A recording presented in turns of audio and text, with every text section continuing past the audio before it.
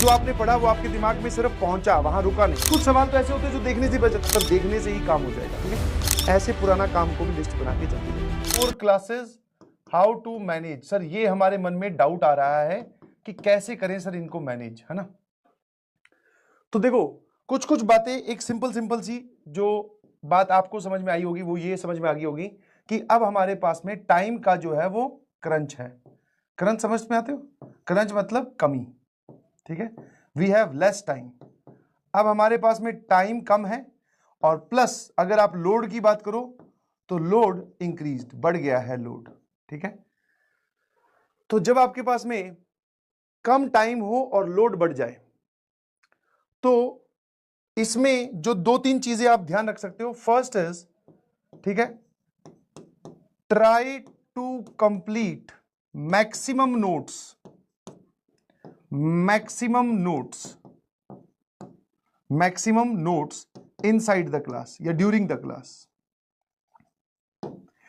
Class के साथ साथ नोट्स को कंप्लीट करने की कोशिश करें। ट्राई टू कंप्लीट, ऑल्दो मैं जानता हूं ये बात कि आप 100% नोट्स को कंप्लीट नहीं कर सकते क्लास के साथ साथ, बिकॉज आपको समझना भी है, लिखना भी है, टॉपिक भी देखना है, क्वेश्चन भी सॉल्व करने हैं, तो ये काम थोड़ा सा सर हेक्टिक है।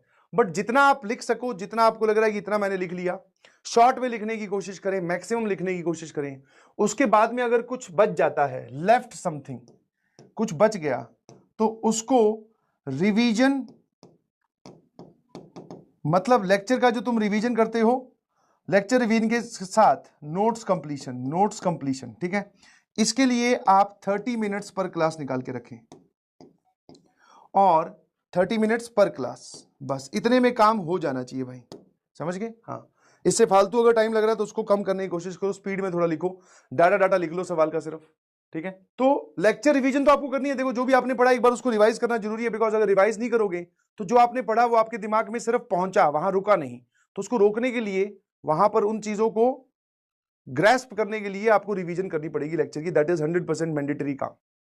तो वो और साथ में नोट्स कंप्लीशन, जो भी आधी अधूरी बातें रह गई थी वो आप 30 मिनट में कंप्लीट करने की कोशिश करो आफ्टर द क्लास, 30 मिनट्स और, ठीक है, है ना। उसके बाद में आते हैं हम तीसरा पॉइंट। अब बात आती है सर प्रैक्टिस की, कि प्रैक्टिस के नाम पे क्या क्या करना है हमें। तो देखो लेक्चर रिवीजन में क्लास एग्जांपल्स फिर इंक्लूड हो गए। क्लास एग्जांपल तो आप लेक्चर रिवीजन में ही निपटा दो, ठीक है, क्योंकि आप जब क्लास को बहुत अटेंटिवली सुनते हो, इसमें स्टेप 0 लिख दूं मैं। 0 क्या है? अटेंड वेरी अटेंटिवली या फिर वेरी फोकस के साथ, ठीक है। क्लास को आपको बहुत ही फोकस के साथ सुनना है। ऐसा नहीं है कि आप जब क्लास के आगे बैठ जाओ तो आपके मन में ये हो कि अरे भाई बाद में देख लेंगे, नहीं भाई, वो बाद वाला तो आपका बैकलॉग बना देगा, समझ गए कि नहीं समझे। तो पहले आप आराम से पूरा ध्यान से सुनिए क्या बताया जा रहा है, ठीक है। अटेंटिवली क्लास को अटेंड कीजिए। क्वेश्चन साथ साथ में आपको टाइम दिया जाता है, उनको अटेम्प्ट करने की कोशिश करो, कि जहां पे अटके फिर वहां पे मैं एक्सप्लेन करता ही हूं वो देख लो। तो प्रैक्टिस में एक तो आपको क्लास एग्जांपल्स हो गए, जब रिवीजन करोगे तो वो सारे आपके वापस से एक बार दुरुस्त हो जाएंगे।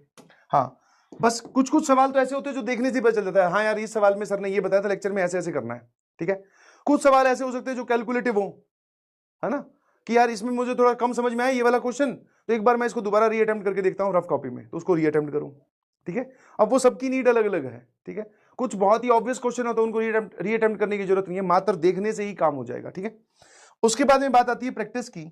तो प्रैक्टिस में आप डिब्बी बोल सकते हो प्लस पीवाईक्यूज बोल सकते हो। और सिंस आपके पास डिब्बी और पीवाईक्यूज का टाइम थोड़ा लिमिटेड ही रहने वाला है, क्योंकि आप बोल रहे हो कि सर 4 क्लासेस या 5 क्लासेस हो रही हैं, तो do it by yourself. Maths में तो भैया मैं आपको दे रहा हूं, ठीक है, लेक्चर के साथ में होते हैं, उसमें पीवाईक्यूज ही होते हैं मैक्सिमम। तो पीवाईक्यूज और डिब्बी लगभग एक ही चीज है।